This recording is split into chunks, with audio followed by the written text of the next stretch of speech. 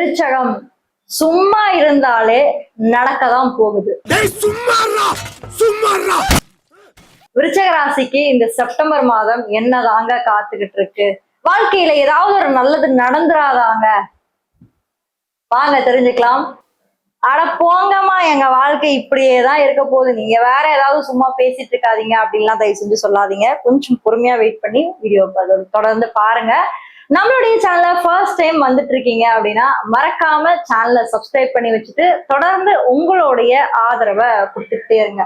நீங்க எந்த ராசியில பிறந்தீங்க, எந்த நட்சத்திரத்துல பிறந்தீங்க அப்படின்றத மறக்காம கீழே கமெண்ட் பண்ணுங்க.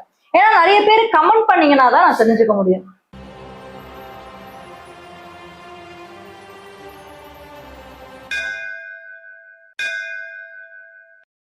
விருச்சக ராசி காலச்சக்கரத்துடைய 8வது ஒரு ராசி. இந்த ராசியோடைய அதிபர் செவ்வாய். விருச்சகம் மறைபொருளை தேடக்கூடிய ஒரு ராசி, தேடல் நிறைந்த ஒரு ராசி, ரகசியங்களை புதைச்சு வச்சிருக்கக்கூடிய ஒரு ராசி. ஒரு விருச்சக ராசியில இருக்கவங்க கிட்ட போய் உங்க ரகசியத்தை நீங்க சொல்லி பாருங்க. அது ஆணா இருந்தாலும் சரி, பெண்ணா இருந்தாலும் சரி, அதை கடைசி வரைக்கும் காப்பாத்துவாங்க. துளி அளவும் வெளியே சிந்தாம காப்பாத்துவாங்க. அந்த அளவுக்கு விருட்சகம் தன்னுடைய இல்ல தனக்கு சார்ந்து இருக்கக்கூடிய அனைத்து வகையான ரகசியங்களையும் தன்னிடமே புதைத்து வைத்து காப்பாற்றக்கூடிய ஒரு ராசி. நீங்க நினைக்கலாம் விருட்சகம் தேல் மாதிரி இருப்பாங்க, எப்ப பேசுறாலும் கொட்டி கொட்டி கொட்டிக்கிட்டே இருக்காங்க, பேசும்போதெல்லாம் கொட்டுறாங்களே, எப்பதாங்க இவங்க திருந்துவாங்க மாறுவாங்க? அப்படிலாம் கிடையாது. விருட்சகம் ஸ்ட்ரெயிட் ஃபார்வர்டா பேசுவாங்க. மேபி உங்களுக்கு அது அப்படி தெரியலாம், பாக்குற பார்வை அப்படி தெரியலாம். ரொம்ப ஸ்ட்ரெயிட் ஃபார்வர்டா, ரொம்ப கரெக்டா, ரொம்ப நியாயமா. துலாம் எந்த அளவுக்கு ஒரு நியாயவாதிகளோ அதே மாதிரிதான் நம்ம ஆளுங்க விருச்சகம். சோ இப்படிதான் இருக்கக்கூடிய இந்த விருச்சக ராசிக்கு நல்லது மட்டுமே செஞ்சு வாழ்க்கையில கஷ்டத்தை மட்டுமே அனுபவிக்கிற இந்த விருச்சக ராசிக்கு சில விஷயம் சும்மா இருக்கணும் அப்படின்னு நான் சொல்லியிருக்கேன். பட் எதெல்லாம் அப்படின்னு நம்ம பார்க்க போறோம். கரியர் எப்படி இருக்க போகுது, அதான் ரொம்ப முக்கியம். இந்த செப்டம்பர் மாசத்துல உங்க கரியரா இருக்கட்டும், உங்க மேரேஜ் லைஃபா இருக்கட்டும், இல்ல பாத்தீங்கன்னா உங்களோட படிப்பு சார்ந்த விஷயங்களை நீங்க எந்த மாதிரி முக்கிய முடிவுகள்லாம் எடுக்கலாம் அப்படின்னா, முதல்ல கரியர். சோ விருச்சகத்துக்கு காலச்சக்கரத்துடைய 8ஆம் வீடு ராசியாவே அமைது. 8க்கு 4ஆம் இடத்துல ராகு பகவான் இருக்காரு. 10ல சூரியனும் கேதுவும், 5ஆம் இடத்துல சனி இருக்காரு. 8ஆம் இடம் ஆஸ் யூஷுவல் ராசிநாதன். நான் 8ல தான்ப்பா போய் உட்காருவேன். ரொம்ப அருமையான ஒரு ஒரு அமைப்பு இந்த மாதம் உங்களுக்கு அமைஞ்சிருக்கு. 8ல இருக்காரு. 10ல சூரியன் கேது, 9ல குரு, 11ல சுக்கிரன், 11ல புதன், 12ல சுக்கிரன். சோ இதுதான் ஒரு மாதிரி அப்படியே கிரகங்கள் பாத்தீங்கன்னா ரொம்ப கோர்வையா, ரொம்ப டைட்டா இந்த மாதத்துல ஒன்னோட ஒண்ணு ரொம்ப நெருக்கமா அமரக்கூடிய இந்த மாதம் விருச்சகத்துக்கு ஒரு சில முன்னேற்றங்கள் கண்டிப்பா கரியர்ல கொடுக்கதான் போகுது. ஏன்னா 10லயே சூரியன் வந்திருக்காரு. நீங்க எதிர்பார்த்துக்கிட்டு இருந்த, அதாவது பல நாளா நீங்க ஏங்கி, சரி நமக்கு கிடைச்சிராதா, இவ்வளவு பக்கத்துல வந்துட்டேங்க, ஆனா எனக்கு அது கிடைக்காமலே போயிடுமா அப்படின்ற ஒரு ஏக்கத்துலதான் இருந்திருப்பீங்க. பட் டெஃபினட்டா இந்த ஏக்கம் உங்களுக்கு இப்போ நிறைவேறும். உங்க வாழ்க்கையில ஒரு பிடிமானம் கிடைக்கும். ஏன்னா சூரியனே உங்களுக்கு 10 அந்த சூரியன் இப்ப 10ல போய் இருக்கிறதுனால, எஸ்பெஷலி இந்த அரசு சார்ந்த துறைகள்ல இருக்கவங்க, கவர்மெண்ட் அபிஷியல்ஸா இருக்கவங்க, பெரிய பெரிய பதவியில இருக்கவங்க, பொலிட்டிக்கல்ல இருக்கவங்க, பொலிட்டீஷியன்ஸா இருக்கவங்க, அற்புதமான ஒரு காலகட்டம். ரொம்ப ரொம்ப சூப்பரா இருக்கு. உங்களுக்கான மதிப்பு, மரியாதை, அங்கீகாரம், கௌரவம் உங்களை தேடி இந்தப்பா நீ போட்ட உழைப்புக்கு இதை வச்சுக்கோ, உனக்கான பதவி உயர்வு வச்சுக்கோ அப்படின்ற மாதிரி இருக்கும். அதே மாதிரி உங்களோட கரியர்ல உங்களுக்கு மேலும் மேலும் ஒரு வளரக்கூடிய ஒரு வாய்ப்புகள் ஏற்படுத்தி கொடுப்பாங்க. ஓரளவு உங்களுக்கும் ஹையர் அபிஷியலுக்கும் இருக்கக்கூடிய அந்த பிரச்சனைகள் கூட ஓரளவுக்கு சரியாகும் இந்த மாதம். ஏன்னா நிறைய பேருக்கு பாத்தீங்கன்னா ஈகோ, அதாவது உங்களுடைய பாசஸ்கா இருக்கட்டும், உங்களுடைய உயர் அதிகாரிகள் கூட அந்த ஈகோ கிளாஷ் எப்பயுமே இருந்துட்டே தாங்க இருக்கு. அது என்ன ஒண்ணு, அது கர்ம வினைன்னு தான் சொல்லுவேன். விருச்சகத்துக்கு ஒரு கர்ம வினையாவே அது அமைஞ்சு முடியுது. எப்படி பார்த்தாலுமே ஏதோ ஒரு வகையில அவங்களால உங்களுக்கு ஏதோ ஒரு விஷயம் நடக்குது, ஈகோ இஷ்யூஸ் வருது, அதெல்லாமே இருக்கு. பட் இந்த செப்டம்பர் மாதத்தை பொறுத்த வரைக்கும் ஓரளவுக்கு எல்லாமே சார்ட் அவுட் ஆகும். அதெல்லாம் நீங்க நினைச்சு பயப்படலாம். ஆனா தைரியமா இருங்க, அதுதான் நான் சொல்ல முடியும். தைரியத்துக்கே பேர் போனவங்க நீங்க, அதனால கொஞ்சம் தைரியமா இருங்க இந்த மாதிரி விஷயங்கள். அடுத்து மேரேஜ் தான் ரொம்ப ரொம்ப ரொம்ப முக்கியமான ஒரு விஷயம். ரிலேஷன்ஷிப்ஸ். விருச்சகத்துக்கு 7ஆம் வீடு அப்படின்றது சுக்கிரனோட ஆதிக்கம் பெற்ற ஒரு வீடு. 12ஆம் இடத்தோட அதிபன் சுக்கிரன் 12ஆம் இடத்திலேயே போய் மறைஞ்சிருக்கார்.